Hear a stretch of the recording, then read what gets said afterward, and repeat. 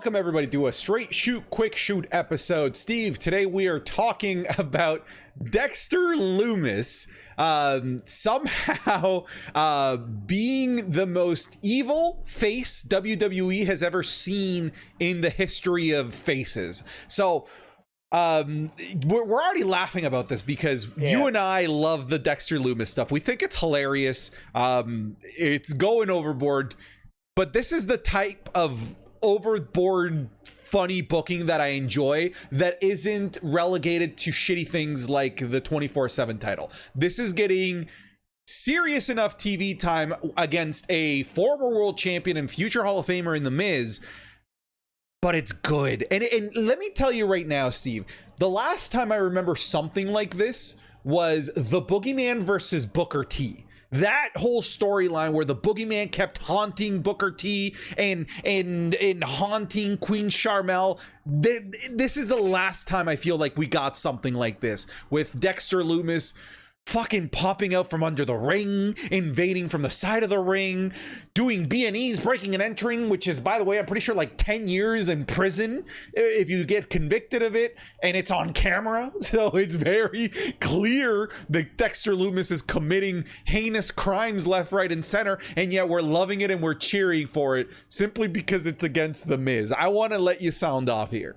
Santi, listen, when you and I went to Monday Night Raw, I think the biggest thing that we enjoyed the most was Dexter Lumis dragging The Miz down some dark hallway right next to us, and we just loved every second of that. I am saying this right now, the best thing in WWE right now is Dexter Lumis and The Miz, and that is hard for me to swallow because I don't like The Miz. I never have.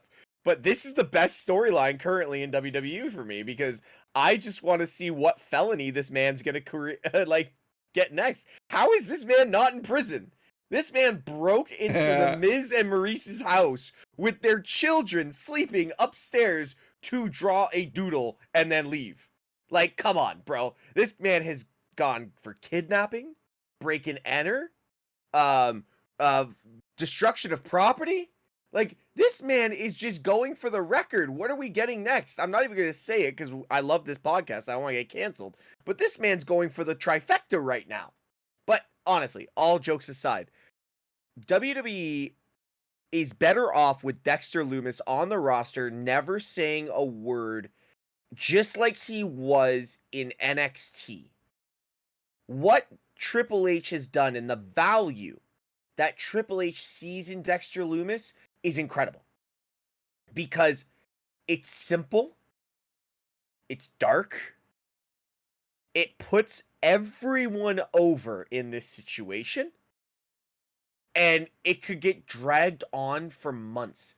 Remember how we had Where's Veer for 6 months, and the joke was like, we had the running joke of where's he going to end up on the map next? Yeah, no. We want to know what Dexter's going to do next. Where's he going to pop up? What's he going to commit? Who's he going to drag under the ring next? How's Ciampa fit into all this? Is he going to abduct Maurice like DDP abducted The Undertaker's wife? We have so many avenues to go down here, and Dexter's not even wrestled a match. That's the other thing that I wanted to ask about, like, should he wrestle a match anytime soon? I don't think so. I really don't think so. I think what they're doing is perfect. Like, you know, wrestling goes beyond what happens in the ring, right? Wrestling is a spectacle. It is what happens outside of the ring with commentary. It's what happens in backstage segments and vignettes. And Dexter Lumis right now, and this stuff with Dexter Lumis, is an A+ on everything that's going on outside of the ring. When The Miz is on screen or when Ciampa's on screen, everyone in the audience, everyone watching at home is on edge. They're on edge. They're on, like, where the fuck is Dexter Lumis? Like when we were watching, when we were at Monday Night Raw and it was The Miz and Ciampa versus Lashley and AJ Styles, you and I, like, we were barely watching the match because we were just looking around. Where's Dexter Lumis? We know he's coming. We know he's somewhere. Where is he? And we got destroyed with a decoy. That was the worst part. They hit us with a decoy and we missed Dexter Lumis literally walking 2 feet from us. So they have us enthralled, right? Like they have us in the palm of their hands, just wanting to know what's going to happen next. I love this. This is the right level of suspension of disbelief that I really enjoy. Like, for example, in cartoons, like one of my favorite cartoons growing up was Yu-Gi-Oh! And you would have, these guys would be having a duel in the middle of the streets where the loser would get dragged down to the bottom of the ocean because their ankle is attached to an anchor and they would lose their soul. Why isn't anyone calling the police in that situation? Why are they letting them go through with this? Why isn't the cameraman warning the Miz that there's somebody in their house while their kids are asleep? This is hilarious. It's the right level of suspension of disbelief that I'm willing to agree to, right? I'm willing to agree to this level of suspension of disbelief because I'm being entertained. Now let me go a different direction with this, Santi, quickly, because we have said that Dexter has not wrestled a match and we don't really truly believe he needs to. But this is also pro wrestling. We are loving the sports entertainment side of things right now, but this is still pro wrestling. We have Extreme Rules coming up. Okay? My question is, the match is gonna happen. Miz versus Dexter Lumis with Ciampa in the corner is gonna happen. What is the stipulation for that match? Well, that's that's where I'm like, it needs to be something very gimmicky because Dexter Lumis isn't the greatest in the ring. I'd say he's actually about on par with The Miz, in my personal opinion. Dexter Lumis does his best work as a character outside of the ring. Dexter Lumis's most, and I'm going to answer your question here, but Dexter Lumis's most memorable moment on NXT was when he said "I do" during his wedding, and it took 2.5 years for him to say anything. So Triple H has shown patience with Dexter Lumis. He really has, and Dexter Lumis has wrestled at takeovers on Wednesday nights, back when it was on Wednesday nights, and that wasn't what we were clamoring for. We were clamoring for the showmanship, for the sports entertainment aspect of somebody like Dexter Lumis. When it comes to something in the ring, the gimmick needs to be a steel cage. Most likely, probably makes the most sense. Or maybe they do something like a boiler room match, do something really old school, a la Mankind. Just something that gives that aura of like, I'm here and you're not getting away from me, right? Yeah, something that also allows for Dexter Lumis to hide his flaws in the ring, because that's not his forte. He's a phenomenal storyteller with his fucking eyes, dude. That is his storytelling tool. That's all he is. He is a set of eyeballs, and I'm enthralled by those eyeballs. Dude, it's so good. I remember when he said "I do." I think it was one of the only episodes of NXT I had watched in a year. And I knew Dexter Lumis was getting married, and there's no way he's not saying "I do." And I watched the whole show just for that.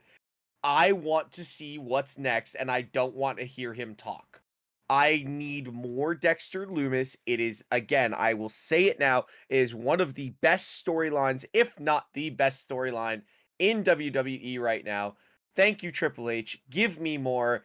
Traumatize The Miz, where he has to go to therapy, and just more Dexter Lumis there, like sitting in the corner watching him in therapy. That would be awesome. Or watching through the window. Yeah, so earlier in this video I mentioned that the closest thing that I've seen to something like this is the Boogeyman versus Booker T, right? Booker T, another Hall of Famer, multi-time world champion, had a wife that was also being targeted in all of this, going up against somebody who is, in all intents and purposes, by the way, I only recently learned that it's intents and purposes. I always thought it was intensive purposes. I guess I'm just stupid, but yeah, it's intents and purposes. Anyways, that silly story, Steve, I don't know if you were watching wrestling at the time. That silly story led to a match at WrestleMania.